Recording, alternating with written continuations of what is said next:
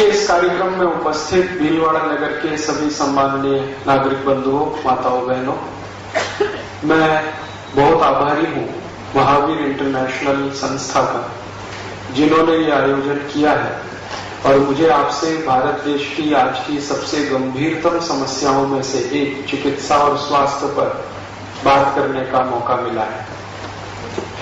मैं इस निवेदन के साथ मेरा व्याख्यान शुरू करता हूं कि आप भरपूर प्रश्न पूछें। इससे अच्छा ये होगा कि आप यहां से जो कुछ भी लेके जाएंगे वो दूसरों को भी बता सकेंगे। आपके दिमाग में अगर स्पष्टता आ जाएगी तो बहुत लोगों को उसका लाभ मिलेगा। खुशी की बात यह है मेरे लिए कि इस व्याख्यान में महिलाओं की संख्या ज्यादा है और ये विषय महिलाओं का सबसे प्रिय विषय माना जाता है, नजदीकी है, इसलिए बहुत अच्छा है।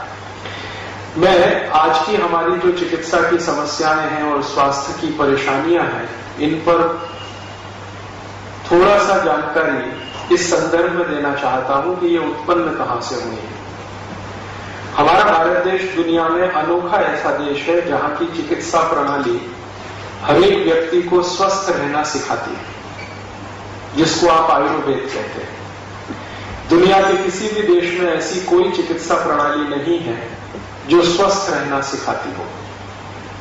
ज्यादातर चिकित्सा प्रणालियां जो दुनिया में चल रही हैं, जिनकी संख्या अभी धीरे धीरे 100 के ऊपर पहुंच गई है, एलोपैथी है, बायोकेमिक है, होम्योपैथी है, मैग्नेट थेरेपी है, ऐसी करीब 100 से ज्यादा चिकित्सा पद्धतियां दुनिया भर में चल रही हैं।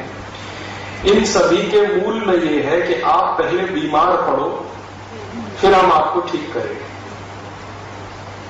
हाँ, इसमें शर्त ही ये है कि आप बीमार पड़ो।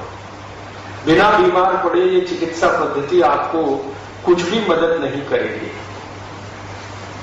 लेकिन भारत की जो चिकित्सा पद्धति है, जिसको हम आयुर्वेद कहते हैं, वो अनोखी है पूरी दुनिया में, जो ये कहती है कि बीमार ही मत पड़ो, स्वस्थ रहो। और ये स्वस्थ रहने की कल्पना कितनी ऊंची है हमारी चिकित्सा पद्धति में, इसका एक सूत्र है जो हम बार बार कहते रहते हैं, सर्वे भवन्तु सुखिनः, सर्वे सन्तु निरामया, सर्वे भद्राणि पश्यन्तु मा कश्चित् दुःखभाग् भवेत्। सब सुखी हो, सब निरोगी हो, कोई दुखी ना हो, ऐसी भावना, ऐसी कल्पना किसी चिकित्सा पद्धति में नहीं है, सिर्फ आयुर्वेद में। आयुर्वेद की ये जो चिकित्सा पद्धति इतनी ऊंची भावना लेकर हजारों वर्षों से इस देश में जो चलकर आई, आखिर उस देश में ऐसी क्या तकलीफ हो गई कि सब बीमार ही बीमार दिखाई देते। जिस देश की भावना इतनी प्रबल और इतनी ऊंची हो, सर्वे भवन्तु सुखिनः, उस देश में अब सब बीमार ही बीमार दिखाई देते। थोड़े दिन पहले मैंने भारत सरकार के स्वास्थ्य मंत्रालय को एक पत्र लिखा था कि भारत में 108 करोड़ लोगों की जनसंख्या है, इसमें स्वस्थ कितने हैं। तो उनका पहले तो एक पत्र आ गया उत्तर के रूप में कि आप पहले ये बताइए स्वस्थ मानेंगे किसको।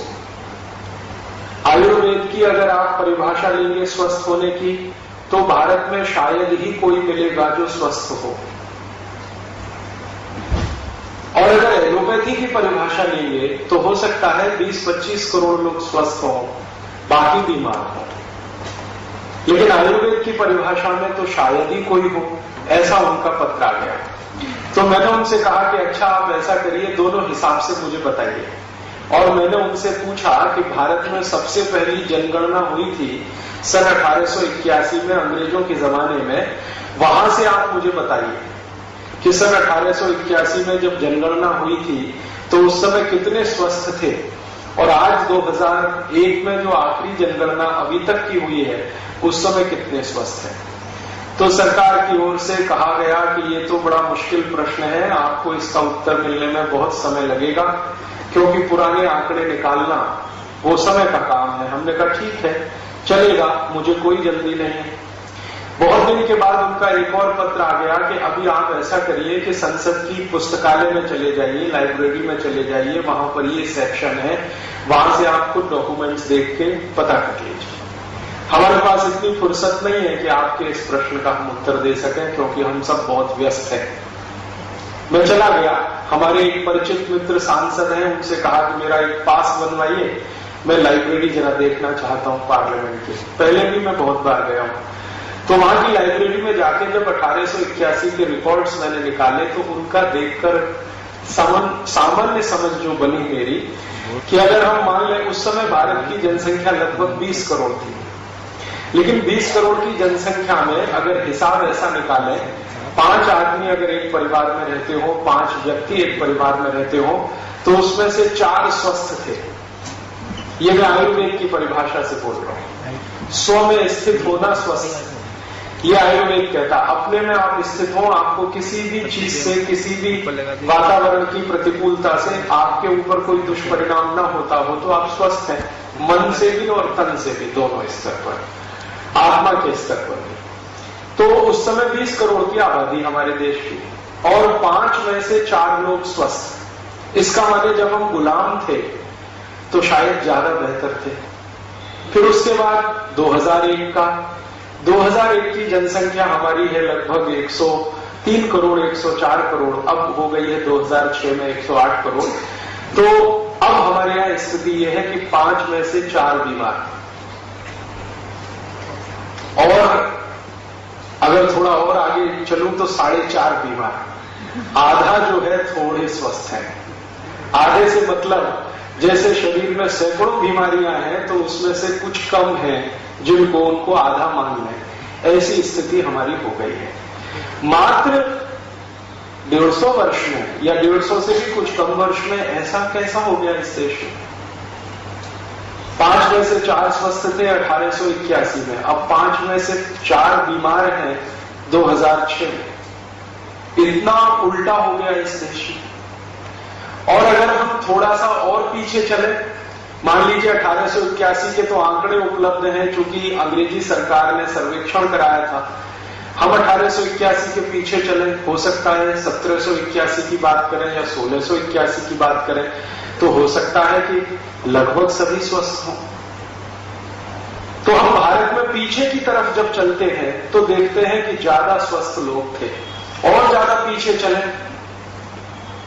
तो हमें बताया ये जाता है, और ये सामान्य रूप से समझ में भी आता है कि अगर 500-700 साल पहले की भारत में कल्पना करें तो बीमारी ही नहीं, बहुत कम बीमारियां, कभी साल में एक आध बार कोई बीमार पड़ जाए तो पड़ जाए।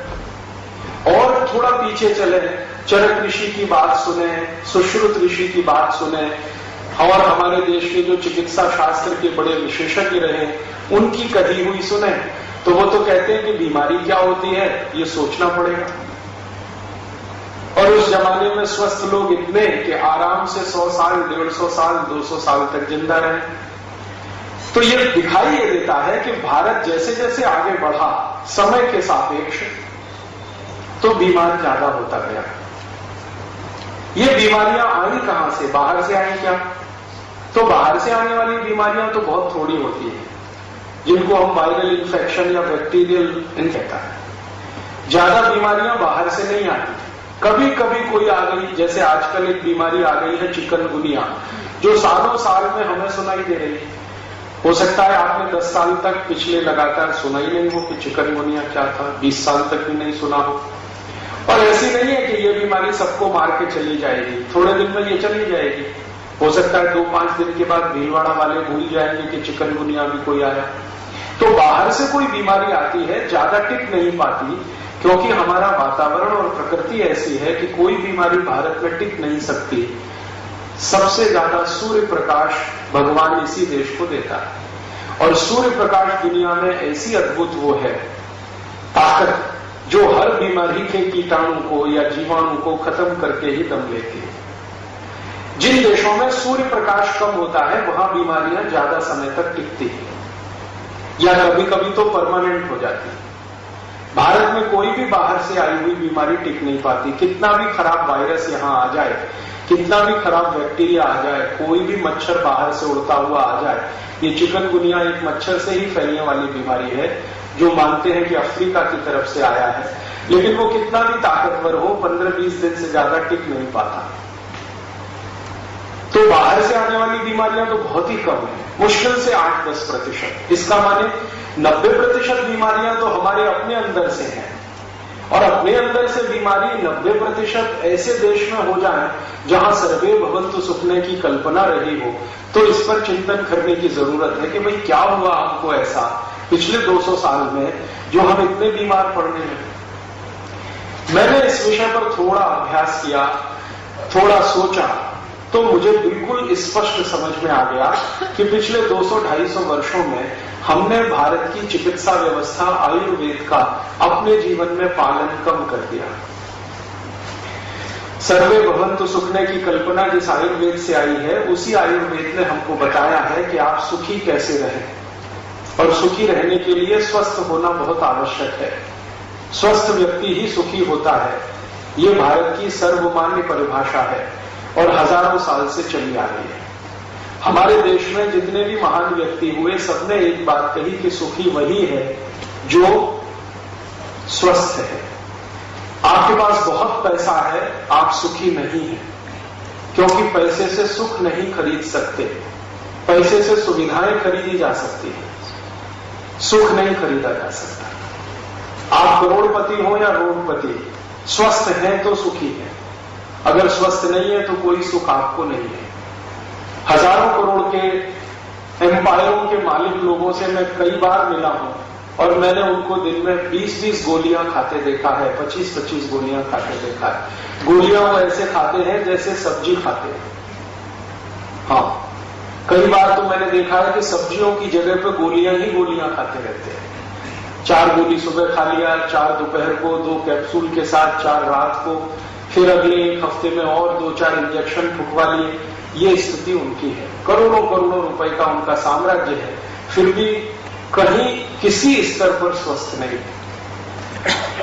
तो स्वस्थ होने के लिए हमारे यहां तो बहुत पहले से ये मान लिया गया कि आप स्वस्थ हैं तो सुखी हैं, और जिस देश में स्वस्थ होने के लिए शास्त्र लिखा गया हो, वहां लोग इतने बीमार पड़े, तो ये समझने की बात है कि हमसे कोई गलती हो रही है क्या, चूक हो रही है।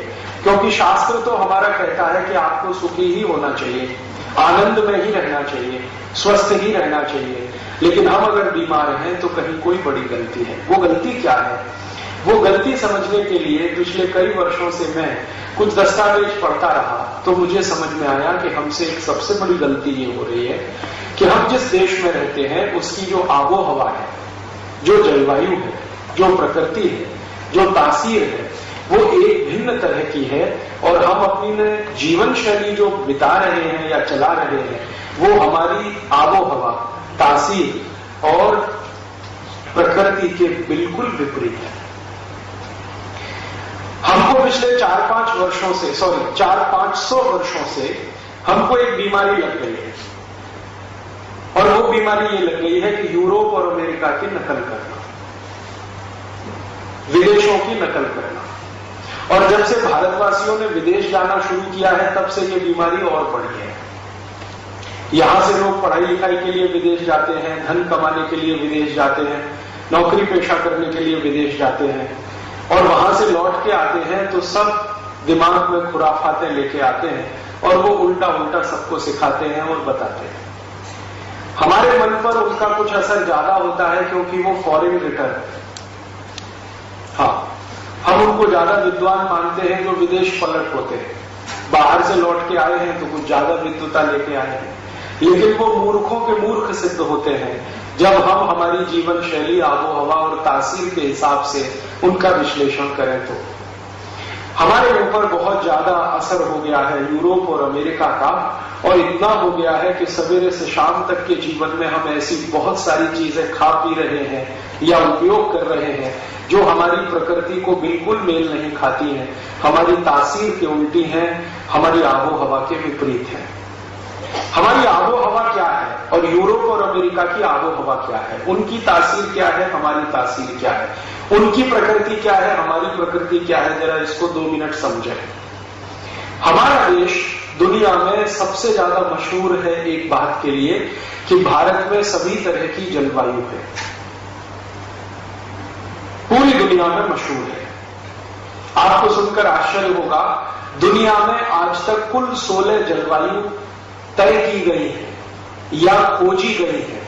जैसे गर्मी है, सर्दी है, बरसात है, गर्मी और सर्दी के बीच का एक मौसम है, सर्दी और बरसात और सर्दी के बीच का एक मौसम है। इस तरह की 16 तरह के मौसम या 16 तरह की जलवायु आज तक पूरी दुनिया में खोजी गई है। और ये बड़ी गर्व की बात है कि भारत में ये सब की सब एक साथ उपलब्ध है। आप चाहें तो दुनिया की सभी जलवायु इस देश में आपको मिलेगी देखने को। कैसी जलवायु आप चाहें देखना, आप अगर कल्पना करें कि हमको अफ्रीका की जलवायु देखनी है तो ज्यादा दूर मत जाइए, यहीं राजस्थान के जैसलमेर जिले में चले जाइए, अफ्रीका के सारे रेगिस्तानी इलाके की जलवायु आपको जैसलमेर और उसके आसपास दिखाई दे जाएगी। फिर आप कहेंगे जी हमको तो दक्षिणी अमेरिका वाली Brazil, Mexico, Chile, Costa Rica, Colombia की जलवायु देखनी है, तो भी बहुत दूर जाने की जरूरत नहीं पड़ेगी। दक्षिण भारत में, कर्नाटक में कुछ एक इलाका है जिसको पहाड़ी इलाका कहते हैं, कुर्ग के आसपास का, वहां चले जाइए तो ब्राजील, मैक्सिको, चिली, कोस्टारिका की जलवायु आपको वहां मिल जाएगी। फिर आपको ऐसा लगता हो कि दुनिया के बहुत अधिक समुद्र से घिरे हुए देशों की जलवायु भारत में देखनी है, तो बहुत दूर मत जाइए, 2500-3000 हजार किलोमीटर पर केरल है, केरल को देख लीजिए तो समुद्र के आसपास की जलवायु दिखाई दे जाएगी। फिर आपको अगर ऐसी जलवायु देखनी हो डेनमार्क की, स्वीडन की, जहां बर्फ जमी रहती है सड़कों पर, तो ज्यादा दूर मत जाइए, जम्मू कश्मीर चले जाइए, हिमाचल प्रदेश चले जाइए, उत्तरांचल चले जाइए, आपको वो वहां दिखाई दे जाएगा। फिर आपको ऐसी जलवायु देखनी है जो एकदम सूखी, जहां की हवा में थोड़ी भी नमी ना हो, ऐसी जलवायु देखनी हो तो बहुत दूर मत जाइए, यहां चुरू में चले जाइए, राजस्थान में चुरू और सीकर में, तो आपको सूखी जलवायु दिखाई देगी, जहां की हवा में शायद ही नमी होती हो, कभी कभी आ जाए नमी तो बड़ी बात मानी जाती है। आपको अगर कीचड़ प्रधान जलवायु देखनी हो, जहां जैसे ऑस्ट्रेलिया, न्यूजीलैंड है ना, वहां बहुत कीचड़ है, तो ऐसी कोई जलवायु आपको देखनी हो तो बहुत दूर जाने की जरूरत नहीं है, भारत के हर शहर में उपलब्ध है। हाँ, जरूरत नहीं कहीं दूर जाने की, क्योंकि नालियों की सफाई ही नहीं होती है, तो वो हर जगह उपलब्ध है। आपको जो देखना हो यहां सब है भारत। और बहुत दिन से भारत के बारे में मैं ये सोचता रहा कि ये चक्कर क्या है। दुनिया में 16 तरह के क्लाइमेट जोन्स माने जाते हैं, वो सबके सब भारत में हैं, तो शायद भगवान की कोई कृपा है। दुनिया के जो दूसरे बड़े देश जिनको हम अमेरिका कहें, Germany, France, Sweden, Switzerland, Denmark, Norway, किसी भी देश में 2 से ज्यादा क्लाइमेट जोन नहीं है।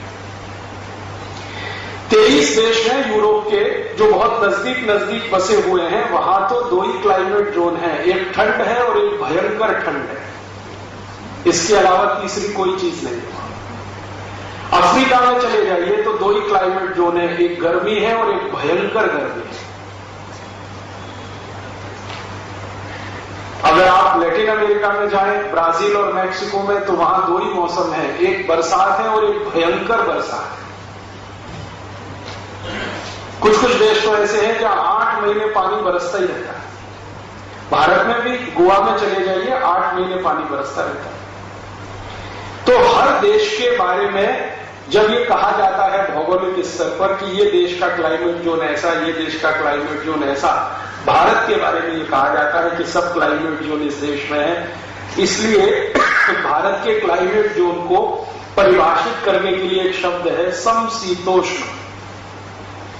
यहां सब कुछ सम है, विषम कुछ भी नहीं है, असम कुछ भी नहीं है, सब सम है, बराबर है। गर्मी आएगी तो बराबर आएगी, बरसात आएगी तो बराबर आएगी, सर्दी आएगी तो बराबर आएगी, बसंत ऋतु आएगी तो बराबर आएगी, शिशिर ऋतु आएगी तो बराबर आएगी। यहां जो भी कुछ है वो बराबर है। तो बराबर है इसलिए दुनिया के भूगोल शास्त्रियों के बीच में या मौसम विज्ञान का अध्ययन करने वालों के बीच में भारत सबसे ऊंचा देश माना जाता है कि ये देश कुछ अद्भुत है। ये जो अद्भुत है हमारा देश, इसके पीछे का कारण क्या है? कैसे हुआ है कि भगवान ने या प्रकृति ने हमको ये सब तरह की जलवायु दी है और बराबर मात्रा में दी है? इसका सबसे बड़ा कारण है कि भारत दुनिया का अकेला देश है जहां सबसे पहले सूर्य निकलता है और सबसे अंत में सूर्य छिपता है। अर्थात इस देश को सूर्य का प्रकाश सबसे ज्यादा मिलता है। अगर आप साल के 365 दिनों को गिने तो शायद ही 3-4 दिन ऐसे जाएंगे इस देश में जब आपको सूर्य दिखाई ना दे, वरना हर दिन आपको सूर्य का प्रकाश मिलेगा, भरपूर मिलेगा। दूसरे देशों की तरफ चले, अमेरिका और यूरोप और उसके आसपास के देश, तो वो बहुत गरीब है इस मामले में कि उनको साल में मुश्किल से 15-20 दिन या बहुत अधिक तो 1 महीना सूर्य का प्रकाश मिलता है, बाकी तो सूर्य निकलता ही नहीं। निकलता है तो प्रकाश नहीं मिलता है। यूरोप में कई देश ऐसे हैं जहां का तापमान न्यूनतम 40 डिग्री ऋणात्मक होता है, -40 डिग्री सेंटीग्रेड। और जिन देशों में शून्य के नीचे 40 डिग्री तापमान चला जाए, आपको कल्पना है जब चुरू का तापमान 0 डिग्री आ जाता है, हर साल आता है, तो कैसी कड़कड़ाती ठंड पड़ती है पूरे राजस्थान और भारत में। अब जरा कल्पना करो कि इससे भी 40 गुना नीचे तापमान चला जाए तो लोगों का क्या हाल होगा। यूरोप के करोड़ों लोगों को हर साल ये झेलना पड़ता है। 40 डिग्री ऋणात्मक जब तापमान हो जाता है तो बर्फ ही बर्फ गिरती है, और बर्फ ऐसे गिरती है जैसे यहां बारिश गिरती है। कभी कभी रिमझिम फुहार वाली जैसे बारिश गिरती है ना, वैसे हमेशा बर्फ गिरती रहती है। 24 घंटे, 48 घंटे, 4 दिन, 5 दिन, 10 दिन, 15 दिन, 20 दिन लगातार बर्फ गिरती रहती है। गिरते गिरते सड़क पर बर्फ जमा हो जाती है, 5 फीट, 6 फीट, कभी कभी 10 फीट, 12 फीट। माने घर की जो ऊंचाई है ना पहले मंजिल की, उतनी बर्फ जमा हो जाती है कई बार सड़कों पर। अब यूरोप में समस्या ये है बर्फ की, तो वहां समाधान क्या निकालते हैं लोग इसका। सभी घर जो यूरोप में होते हैं उनमें 2 दरवाजे होते हैं। एक तो सड़क पर खुलता है गली में, और एक छत पे खुलता है। ये छत वाला दरवाजा तब इस्तेमाल होता है जब सड़क पर बर्फ जम जाती है, क्योंकि आप निकलेंगे कैसे दरवाजे से, बर्फ जमी हुई है, थप्पी की थप्पी लगी हुई है। आपकी कार, आपकी मोटर कार, बस सब बर्फ के नीचे दबी रहती है। और महीनों महीनों यूरोप की सरकारें एक ही अभियान पे लगी रहती है कि बुलडोजर लेकर बर्फ को तोड़ते रहना। वहां की जो नगर पालिकाएं हैं ना यूरोप की, उनका सबसे बड़ा काम है बर्फ को सड़क से हटाना, सबसे बड़ा। और ये इतना बड़ा काम है कि उनके जो बजट होते हैं उसका आधे से ज्यादा हिस्सा हर साल बर्फ को हटाने में ही खर्च होता है। तो ऐसे देश हैं यूरोप और अमेरिका के आसपास के, जहां बर्फ ही बर्फ है, ठंडा ही ठंडा है। और 1-2 दिन नहीं है, 1 महीने, 2 महीने, 3 महीने, 7 महीने, 8 महीने, 9 महीने लगातार। 9 महीने के बाद कभी थोड़ा सूर्य प्रकाश निकलना शुरू होता है, बर्फ थोड़ी बहुत पिघलती है, पिघल के वो पानी बनती है, उसको वो इकट्ठा करते हैं, उसी को पीते हैं, उसी से नहाते हैं। फिर अगले साल इंतजार करते हैं बर्फ गिरेगी, फिर पानी मिलेगा। अर्थात उन देशों में बारिश का पानी नहीं आता। आप पूछेंगे क्यों नहीं आता जी? इसलिए नहीं आता कि बारिश का पानी प्रकृति के एक चक्र से शुरू होता है। आप जानते हैं वो प्रकृति का चक्र क्या है? वो चक्र ये है कि जब सूर्य का प्रकाश गिरेगा तो समुद्र का पानी वाष्प बन के उड़ेगा। दुनिया में आप जानते हैं 3/4 पानी समुद्र का ही है, या 3/4 क्षेत्र समुद्र से ढका हुआ है। तो सूर्य का प्रकाश भरपूर ताकत से जब गिरेगा तो पानी वाष्प बनेगा, भाप बनेगा, ये उड़कर ऊपर इकट्ठा होगा। फिर ऊपर उठते उठते उठते उठते इसका कंडेंसेशन, संघनन होगा। संघनन होकर ये बादल में बदलेगा, और फिर बादल के आसपास का क्षेत्र अगर कम दबाव का हो जाए तो वो बारिश के रूप में नीचे गिरेगा। ये है प्रकृति का चक्र। अब इस प्रकृति के चक्र में हम समझें कि मुख्य भूमिका किसकी है? सूर्य की। समुद्र तो हमारे पास भी है, अमेरिका के पास भी है। समुद्र तो हमारे पास भी है, ब्रिटेन के पास भी है। समुद्र तो हमारे पास भी है, दुनिया के अरब देशों के पास भी, बहुत सारे देशों में समुद्र है। लेकिन प्रकृति का ये जो चक्र पूरा होना है सूर्य के प्रकाश की मदद से, वो उन देशों में नहीं है, क्योंकि सूर्य का प्रकाश ही नहीं है 9 महीने तक। तो इसलिए बारिश नहीं होती है। बारिश बिल्कुल अनिश्चित होती है। कभी कभी इन देशों में बारिश होती है, वो भी बर्फ के आधार पर होती है या बर्फ के कारण होती है। हमारे यहां जो बादल के कारण बारिश होती है वो यूरोप में नहीं है। कई बार क्या होता है कि जब बर्फ बहुत बार आसमान के आसपास के इलाके में जैसे फागे गिरते हैं ना रुई के, ऐसे बर्फ जब गिरती है कई बार गिरने से रुक जाए या कहीं ठहर जाए तो वो बारिश के रूप में भी बरस सकती है अगर टेम्परेचर डिफरेंस आ जाए तो उनके यहां कभी कभी ऐसा होता है। अब जरा सोचें कि वहां सूर्य नहीं है, सूर्य का प्रकाश नहीं है, सालों साल नहीं है, तो कभी कभी वहां जब सूर्य निकल आता है ना तो वो सब पागल हो जाते हैं और ऐसे पागल हो जाते हैं कि शरीर के सारे कपड़े उतारकर नंगे होकर लेट जाते हैं कि सूर्य का प्रकाश ज्यादा से ज्यादा मिले। इसलिए वो सब समुद्र का किनारा ढूंढते हैं। समुद्र के किनारे क्या होता है, बालू होती है, बालू सबसे जल्दी गर्म होने वाली चीज है, तो सूर्य का थोड़ा भी प्रकाश निकलेगा तो बालू गिरेगी, वो गर्म होगी। तो ये सारे विदेशी लोग जहां सूर्य मिलता नहीं है वो एकदम नंगे होकर बालू पर लेटे रहते हैं ताकि बालू से निकलने वाली या रिफ्लेक्ट होने वाली जो हीट है वो भी मिले और ऊपर से भी मिले। वो दिन उनके लिए संडे होता है, सूर्य का दिन, और वही दिन उनके यहां गुड मॉर्निंग होता है।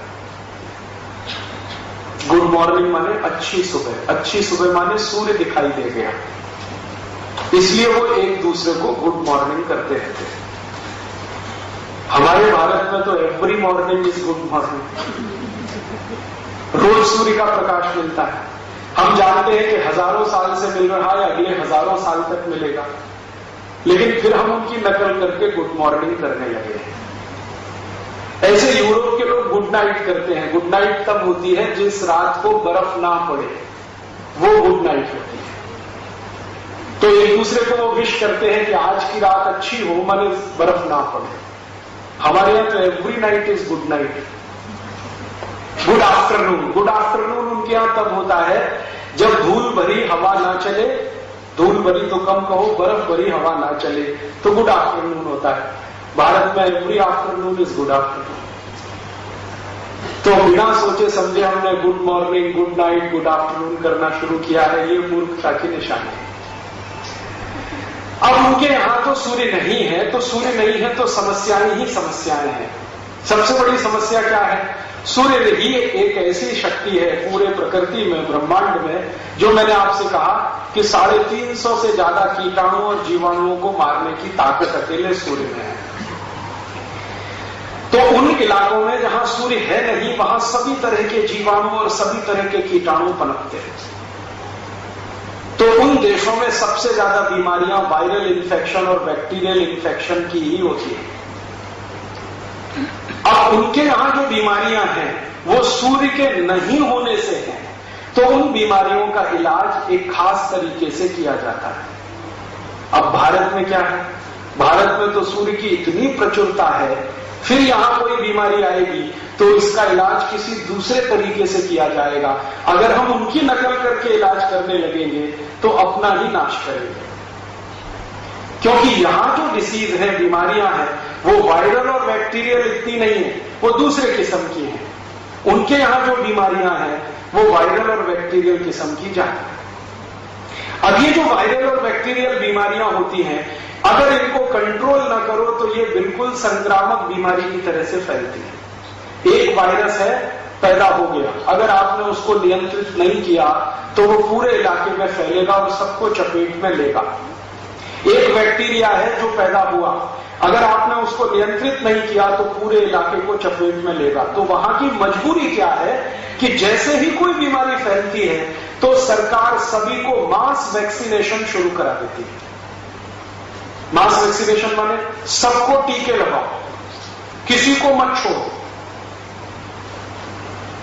तो इसलिए यूरोप में क्या होता है, कोई भी छोटी सी बीमारी या महामारी आई तो सबको टीके लगाना अनिवार्य कर दिया जाता है। कारण क्या है कि वो एक वायरस और एक बैक्टीरिया जो मर सकता है सूर्य की तेज रोशनी में, है ही नहीं वहां पर, तो वो तो फैलने वाला है, बढ़ने वाला है, तो दवा देके ही उसको रोक पाएंगे। अब हम उनकी नकल करके भारत में भी यही शुरू कर देते हैं, मास वैक्सीनेशन। सबको हेपेटाइटिस बी के टीके लगाओ, हो या ना हो, सबको पोलियो का वैक्सीन देते जाओ, हो या ना हो, सबको ये वैक्सीन दे दो, सबको वो वैक्सीन दे दो। ये उनकी नकल करके हमने अपने देश में जो शुरू किया है, ये अपना ही सर्वनाश करने का काम हम कर रहे हैं। अब इस इसमें होता क्या है, एक तो फालतू खर्चा हम करते रहते हैं, दूसरा हमारी प्रकृति ने हमारे शरीर को क्षमता दे रखी है बीमारी से लड़ने की, और जो वैक्सीन या दवा हम लेते हैं